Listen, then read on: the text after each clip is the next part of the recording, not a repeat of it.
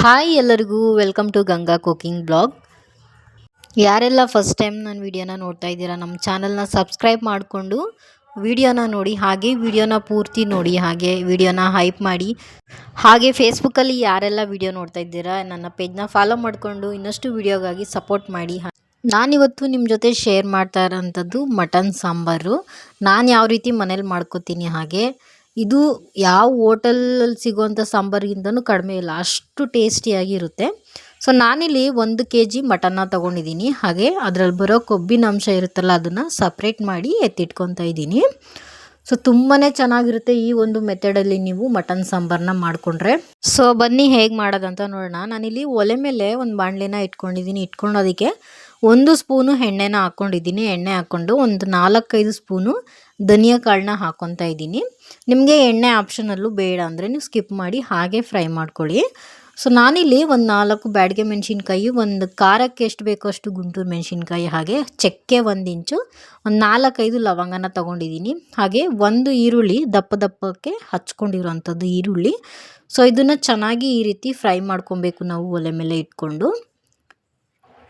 ಹಾಗೆ ನಾನು ಇದಕ್ಕೆ ಒಂದು ಸ್ವಲ್ಪ ಕಾಳು ಮೆಣಸನ್ನ ಹಾಕ್ಕೊತಾ ಇದ್ದೀನಿ, ಹಾಗೆ ಕಾಯಿ ತುರಿ. ನೆಕ್ಸ್ಟ್ ನಾನು ಇದಕ್ಕೆ ಕೊತ್ತಂಬರಿನ ಆ್ಯಡ್ ಮಾಡ್ಕೊಂಡಿದ್ದೀನಿ. ನೋಡಿ, ಇದನ್ನು ಹಾಕ್ಕೊಂಡು ಈ ರೀತಿ ಚೆನ್ನಾಗಿ ಫ್ರೈ ಮಾಡ್ಕೊಬೇಕು. ಫ್ರೈ ಆಗಿದ್ದಾದಮೇಲೆ ನಾವು ಇದಕ್ಕೆ ಅರಿಶಿನ ಸೇರಿಸ್ಕೊಬೇಕು. ಅರಿಶಿನೂ ಕೂಡ ಹಾಕ್ಕೊಂಡು ಈ ರೀತಿ ಚೆನ್ನಾಗಿ ಫ್ರೈ ಮಾಡ್ಕೊಬೇಕು, ಒಳ್ಳೆ ಘಮ ಬರೋ ಹಾಗೆ.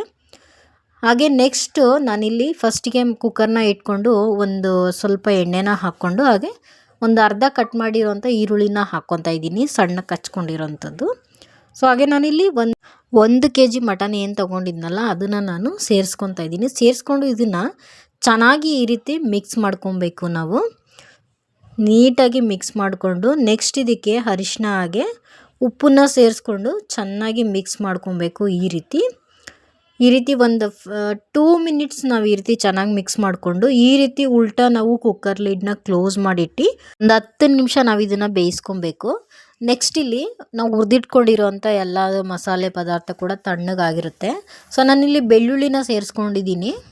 ಮಟನ್ನಲ್ಲಿ ಬೇಯೋಷ್ಟೊತ್ತಿಗೆ ನಾವು ಇದನ್ನು ನೀಟಾಗಿ ಪೇಸ್ಟ್ ಮಾಡ್ಕೊಳ್ಳೋಣ. ನುಣ್ಣಗೆ ನೋಡಿ, ಈ ರೀತಿ ನೀವು ಇದನ್ನು ಚೆನ್ನಾಗಿ ಪೇಸ್ಟ್ ಮಾಡ್ಕೊಬೇಕು.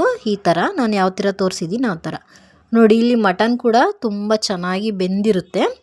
ಸೊ ಈ ರೀತಿ ಒಂದು ಸಲ ಚೆನ್ನಾಗಿ ಅದನ್ನು ಲಿಡ್ನ ಓಪನ್ ಮಾಡಿ ಚೆನ್ನಾಗಿ ಮಿಕ್ಸ್ ಮಾಡಿಕೊಂಡು ನಾವು ರುಬ್ಬಿಟ್ಕೊಂಡಿರೋಂಥ ಮಸಾಲೆನ ನಾವು ಇದಕ್ಕೆ ಸೇರಿಸ್ಕೊಬೇಕು.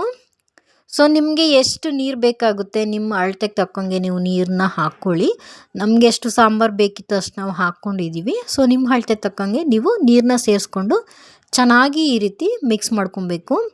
ನೋಡಿ, ಯಾವುದೇ ರೀತಿ ಮಟನ್ ಮಸಾಲಾನ ಆ್ಯಡ್ ಮಾಡ್ದೇನೆ ಮನೇಲೇ ಮಾಡಿಕೊಂಡು ಒಂದು ಕಲರ್ಗೂ ಕೂಡ ಯಾವುದೇ ರೀತಿ ಇದನ್ನು ಆ್ಯಡ್ ಮಾಡ್ದೇನೆ ನಾನು ಹಾಕಿರೋ ಮಸಾಲೆನಲ್ಲೇ ಎಷ್ಟು ಚೆನ್ನಾಗಿ ಕಲರ್ ಬರುತ್ತೆ ಸಾಂಬಾರು ಅಂತ ತೋರಿಸ್ತೀನಿ. ಸೊ ನೋಡಿ, ನಾನಿಲ್ಲಿ ಸಪ್ರೇಟಾಗಿ ಕಡಲೆ ಹಾಗೆ ಗಸಗಸೆನ ಪೌಡರ್ ಮಾಡಿ ನಾನಿಲ್ಲಿ ಹಾಕ್ಕೊತಾ ಇದ್ದೀನಿ. ಸೊ ನೀವು ಬೇಕಂದರೆ ಉರಿಯೋದ್ರ ಜೊತೆಗೇ ಹಾಕ್ಕೊಳ್ಳಿ, ಏನು ತೊಂದರೆ ಇಲ್ಲ.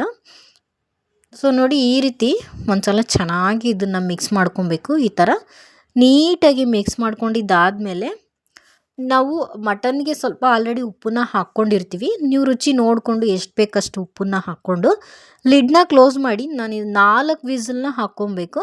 ನೋಡಿ, 4 ವಿಸಲ್ ಆದಮೇಲೆ ಈ ರೀತಿ ಎಷ್ಟು ಚೆನ್ನಾಗಿ ಕಲರ್ ಬಂದಿದೆ. ಯಾವ ಒಂದು ಹೋಟೆಲಲ್ಲೂ ಕೂಡ ಇದೇ ರೀತಿಯೇ ಮಾಡೋದು, ಹಾಗಾಗಿ ಅಷ್ಟು ಟೇಸ್ಟಿಯಾಗಿ ಬಂದಿರುತ್ತೆ. ರುಚಿ ಅಂತೂ ಹೇಳೋಂಗಿಲ್ಲ, ಅಷ್ಟು ಚೆನ್ನಾಗಿ ಅದ್ಭುತವಾಗಿ ಕೂಡ ನಮಗೆ ಬಂದಿತ್ತು ಸಾಂಬಾರು ಕೂಡ. ನೀವು ಕೂಡ ಇದೇ ರೀತಿ ಒಂದು ಸಲ ಟ್ರೈ ಮಾಡಿ ಹೇಗಿತ್ತು ಅಂತ ನನಗೆ ಕಮೆಂಟ್ ಮಾಡಿ.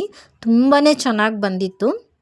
ಯಾವುದೇ ಫಂಕ್ಷನ್ಗಳಲ್ಲೂ ಕೂಡ ಇದೇ ರೀತಿ ಮಾಡ್ತಾರೆ, ಹಾಗೆ ಹೋಟೆಲಲ್ಲಿ ಕೂಡ ಇದೇ ರೀತಿಯಲ್ಲಿ ಮಾಡ್ತಾರೆ, ಹಾಗಾಗಿ ಅಷ್ಟು ಚೆನ್ನಾಗಿರುತ್ತೆ ಟೇಸ್ಟು. ಸೊ ನೀವು ಕೂಡ ಮನೇಲಿ ಇದೇ ರೀತಿ ಟ್ರೈ ಮಾಡಿ. So thank you for watching.